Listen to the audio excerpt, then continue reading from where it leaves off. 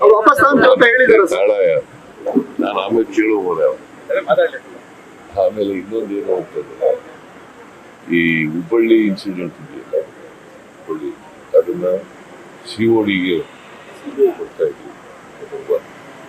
Number 2 special court ಮಾಡ್ತೀವಿ. ಅದಕ್ಕೋಸ್ಕರ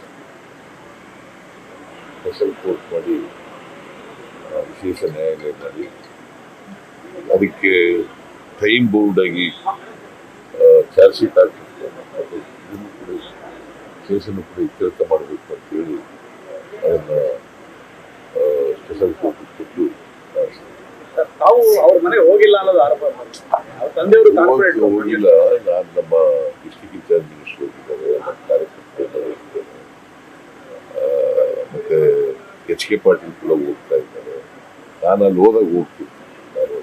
sir, ಒಂದು ವೇಳೆ ಕಾಂಗ್ರೆಸ್ ಅಧಿಕಾರಕ್ಕೆ ಬಂದ್ರೆ ಸಂಪತ್ತಿನ ಇದು ಮಾಡುತ್ತೆ ಅಂತ ಹೇಳಿದ್ದಾರೆ ಮೋದಿಯವರು. ಸುಪ್ರೀಂ ಕೋರ್ಟ್ಗೆ ಇವತ್ತು ಕೇಂದ್ರ ಸರ್ಕಾರ ಹೇಳಿದೆ ಸೋಮವಾರದೊಳಗೆ ನಾವು ಸುಪ್ರೀಂ ಕೋರ್ಟನ್ನು ಅಪ್ರೋಚ್ ಮಾಡಿದ್ವಿ. ಯಾಕಂತಂದ್ರೆ ನಾವು ಮೆಮೊರಾಂಡಮ್ ಕೊಟ್ಟು 7 ತಿಂಗಳಾಯ್ತು. ಡಿಸಾಸ್ಟರ್ ಮ್ಯಾನೇಜ್ಮೆಂಟ್ ಆಕ್ಟ್ ಪ್ರಕಾರ ಸೆಂಟ್ರಲ್ ಟೀಮ್ನವರು ವರದಿ ಕೊಟ್ಟ 1 ತಿಂಗಳೊಳಗಡೆ ಇತ್ಯರ್ಥ ಮಾಡಬೇಕು ಅಂತ ಹೇಳಿ ಅಕ್ಟೋಬರ್ ತಿಂಗಳಲ್ಲಿ ವರದಿ ಕೊಟ್ಟಿದ್ದಾರೆ. ಅಕ್ಟೋಬರ್ ಕೊನೆ ವರದಿ ಕೊಟ್ಟು ಕೂಡ ಇಲ್ಲಿವರೆಗೆ 6 ತಿಂಗಳಾಯ್ತು. ಇಲ್ಲಿವರೆಗೆ ಇತ್ಯರ್ಥ ಮಾಡಿ ಕನ್ಸರ್ನ್ ಮಿನಿಸ್ಟರ್ ಭೇಟಿ ಮಾಡಿದ್ದೀವಿ. ನಾನೇ ಸ್ವತಃ ಪ್ರೈಮ್ ಮಿನಿಸ್ಟರ್ನ ಅಮಿತ್ ಶಾ ಅವರು ಭೇಟಿ ಮಾಡಿದ್ದೀನಿ. ಅವರು ಡಿಸೆಂಬರ್ 23ಕ್ಕೆ ಮೀಟಿಂಗ್ ಕರೀತಾ ಇದ್ದೀನಿ, ಇತ್ಯರ್ಥ ಮಾಡ್ತೀವಿ.